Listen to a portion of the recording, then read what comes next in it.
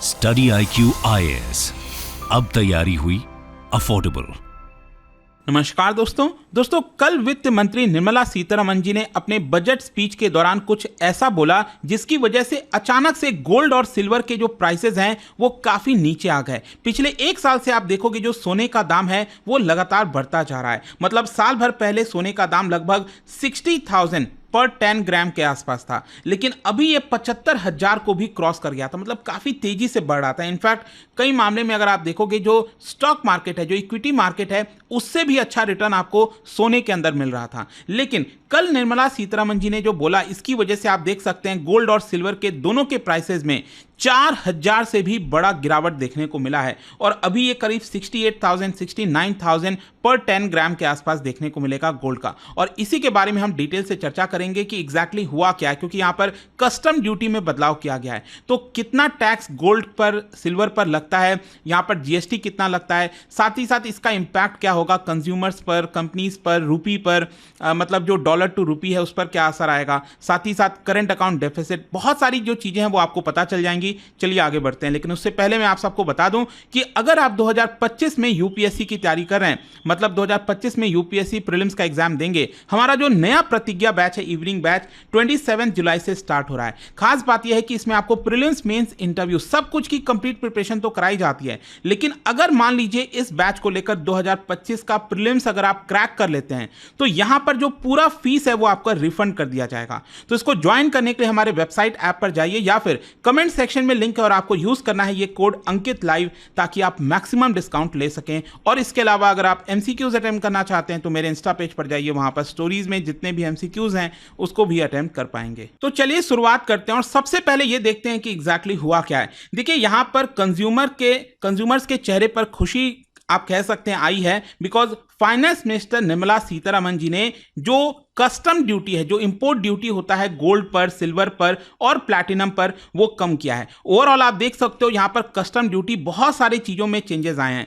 जैसे 3 कैंसर की medicine, mobile industry में इंपैक्ट हुआ है, सपोर्ट एनर्जी ट्रांजिशन, इसके अलावा जो स्ट्रैटेजिक सेक्टर्स हैं वहां पर क्रिटिकल मिनरल्स की आवश्यकता होती है। तो बहुत सारी चीजें, लेकिन इसमें जो एक इंपॉर्टेंट वाला है वो आप यहां पर देखने को मिलेगा कि जो कस्टम ड्यूटी गोल्ड और सिल्वर पर लगता था इसको 6% कर दिया गया है और प्लैटिनम पर जो लगता था उसको 6.4% कर दिया गया है। मेरे कहने का मतलब है कि मान लीजिए अगर बाहर से कोई 1 लाख रुपए का सोना आ रहा है तो यहां पर सरकार कस्टम ड्यूटी लगाती थी। और कितना लगाती थी मैं आपको बताता हूं।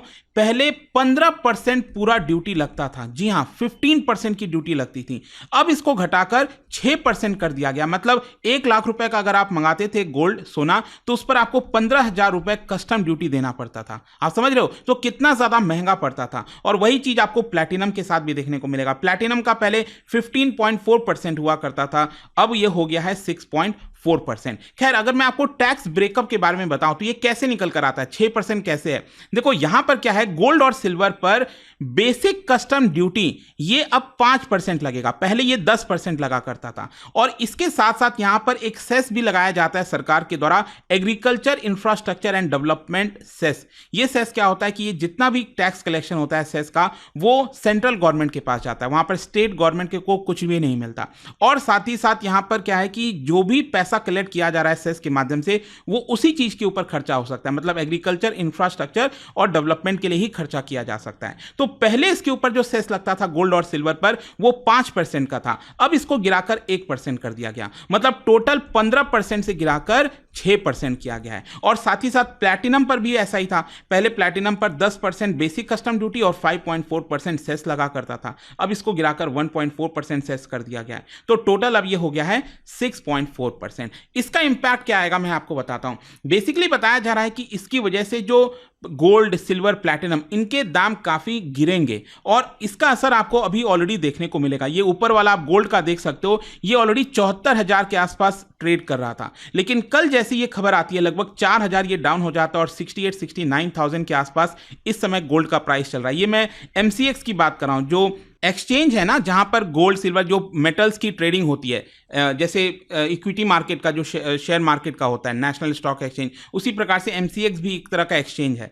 तो यहां पर आप देख सकते हैं 68,000 69,000 चल रहा है। वहीं सिल्वर भी आप देख पाओगे ये करीब 90,000 के ऊपर चल रहा था, अब ये गिरकर हो गया करीब 85,000 के आसपास। तो यहां पर क्या है ना कि सबसे बड़ी चीज है कि कंज्यूमर्स को बहुत बड़ा रिलीफ मिला है, क्योंकि आपको पता होना चाहिए देश के अंदर जब भी हम सोने की बात करते हैं, गोल्ड सिल्वर, इसका बहुत ही इमोशनल वैल्यू जुड़ा हुआ है लोगों का, स्पेशली भारत में। और क्योंकि आपको पता है शादी होती है तो ज्वेलरीज खरीदे जाते हैं, कोई त्यौहार आता है तो भी यहाँ पर सोना चांदी इस तरह के बहुत सारे सामान खरीदते हैं। स्पेशली घर भारत में घर की महिलाएं जो हैं वो काफ़ी अट्रैक्टिव होती हैं इसको लेकर, और कहीं ना कहीं एक सेविंग का भी काफ़ी बड़ा जरिया होता है। तो यहाँ पर ज्वेलरी के लिए स्पेशली मैं बता दूं, क्योंकि ज्वेलरी अगर आप लेते हैं तो उसके ऊपर 3% जीएसटी लगता है।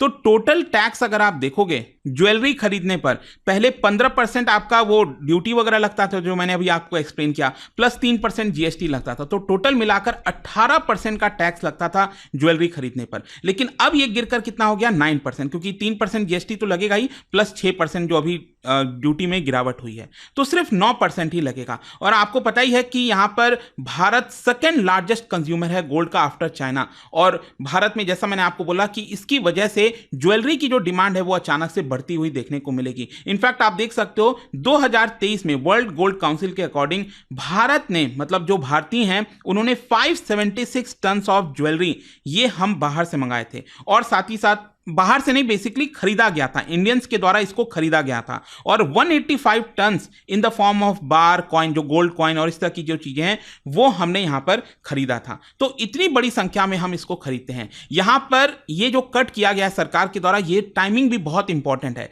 क्योंकि अभी आपको पता है अब यहां से फेस्टिवल सीजन स्टार्ट हो जाएगा, और अल्टीमेटली दिवाली वगैरह के आसपास आपने देखा होगा कि काफी ज्यादा यहां पर गोल्ड सिल्वर खरीदे जाते हैं लोगों के द्वारा, और इसी की वजह से बताया जा रहा है कि फेस्टिव सीजन के दौरान इससे काफी रिलीफ मिलेगा लोगों को। और मुंबई में मैं आपको बता दूं 24 कैरेट गोल्ड अगर आप 1 ग्राम का प्राइस देखोगे तो 7180 रुपीज चल रहा था, और मोस्ट प्रॉब्ली बताया जा रहा है कि 300 से 500 रुपए और कम हो जाएंगे इस पर्टिकुलर स्टेप की वजह से। और अल्टीमेटली इससे क्या होगा कि यहां पर बहुत से ऐसे कंज्यूमर्स थे जो अपना परचेसिंग अभी डिले कर रखे थे क्योंकि बहुत महंगा हो गया था, लेकिन अब यहां पर डिमांड बढ़ेगी, तो ओवरऑल गोल्ड और सिल्वर की दाम, मतलब डिमांड जो है वो बहुत तेजी से अब बढ़ने वाली है देश के अंदर। खैर ये तो कंज्यूमर्स के लिए बेनिफिट हो गया। व्हाट अबाउट कंपनीज, क्योंकि आपको पता ही है कि भारत में मान लो कोई कंपनी है जिसने ऑलरेडी इंपोर्ट करा रखा है, तो उसने तो ऑलरेडी ड्यूटी वगैरह काफी पे कर रखा है, तो उसके लिए तो लॉस है। तो बात सही है कि वन टाइम यहां पर उनको लॉस झेलना पड़ेगा कंपनीज को, लेकिन अल्टीमेटली लॉन्ग टर्म में अगर आप देखोगे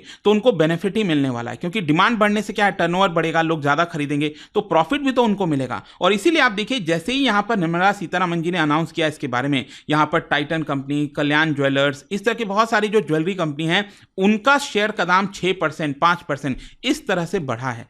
वहीं अगर हम बात करें स्मगलर्स की, उनके लिए बहुत बुरी खबर है। एक्चुअली होता क्या था कि जैसे कि अगर मान लो सरकार टैक्स ज्यादा लगा रही है, जैसे मान लो सरकार 1 लाख रुपए अगर आप ज्वेलरी मंगा रहे हो तो उस पर आपको 15,000 रुपए पे करना पड़ रहा है, क्योंकि कस्टम ड्यूटी लगी हुई थी 15%, ठीक है।